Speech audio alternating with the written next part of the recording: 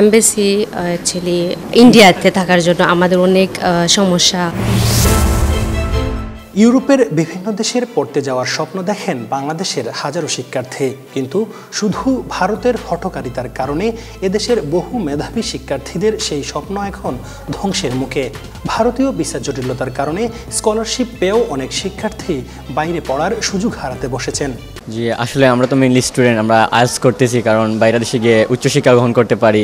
So এইরকম আমাদের অনেকের ইচ্ছা আছে যে মনে করেন পর্তুগাল, রোমানিয়া এইসব দেশে যাওয়ার, বাট ওই হচ্ছে গিয়ে ইন্ডিয়া এইসব ভিসা আনতে হলে আমাদেরকে ইন্ডিয়ার সাথে করতে হয়, দিল্লিতে যেতে হয়, তারপর ওইখানে গিয়ে 1 মাস থাকা, অনেক প্রসেসিং, অনেক টাকা খরচ করে ভিসা গ্রহণ করতে হয়। পোল্যান্ডে যেতে চাই, বাট ওটা হচ্ছে ভিসাটা সেন্টারটা দিল্লিতে। এখন বাংলাদেশ থেকে দিল্লিতে যে ভিসার প্রসেসটা বর্তমানে এখন খুবই একটা টেনশন চলতেছে।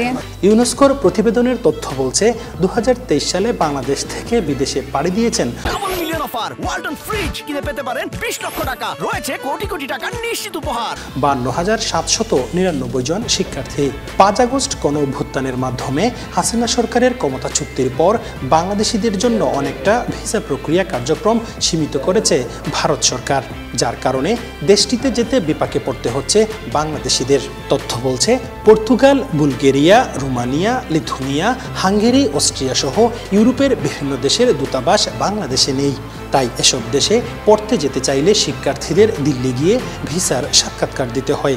শিক্ষার্থীরা বলছেন এসব সমাধান করতে সরকারকে দ্রুত পদক্ষেপ নিতে হবে।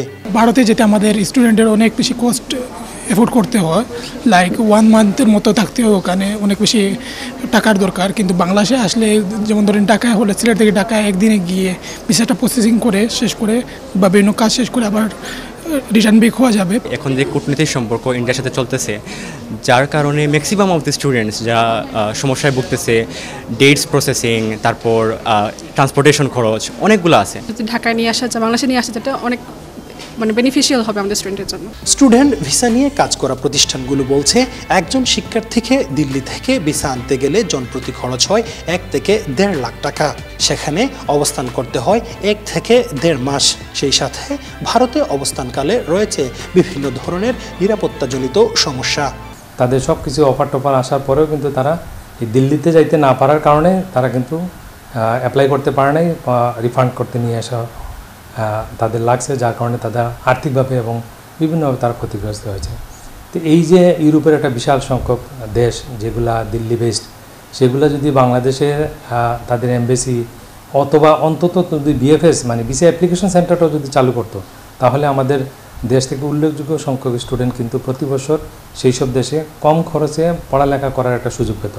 ভারতের সাথে বাংলাদেশের যে কূটনৈতিক টানপোড়েনের সমাধান সময় সাপেক্ষ উল্লেখ করে বাংলাদেশে ভিসা সেন্টার না থাকা ইউরোপের দেশগুলির ভিসা সেন্টার বাংলাদেশে খুলতে সরকারকে দ্রুত পদক্ষেপ নেওয়ার পরামর্শ অভিবাসন বিশেষজ্ঞদের। একটা গুড নাম্বার অফ স্টুডেন্টস কিন্তু যাচ্ছেন আবার ইন্ডিয়াতে, এবং এরা এই প্রত্যেকটা জটিলতায় পড়ছেন। এর মধ্যে আবার একটা বড় ধরনের, সবচেয়ে বেশি যেটা বড় ধরনের একটা টাকা খরচ হয়ে যাচ্ছে। অনেক ফ্যামিলিজের আর্থিক কিন্তু চ্যালেঞ্জেস থাকে। এসব সমস্যার সমাধানে সরকারকে দ্রুত পদক্ষেপ না নিলে স্টুডেন্ট ভিসা ছাড়াও ইউরোপের বাজারে দেশের শ্রমশক্তিতে ধস নামবে বলে আশঙ্কা অভিবাসন বিশেষজ্ঞদের। হুসাইন আহমেদ সুজাত, 71, সিলেট।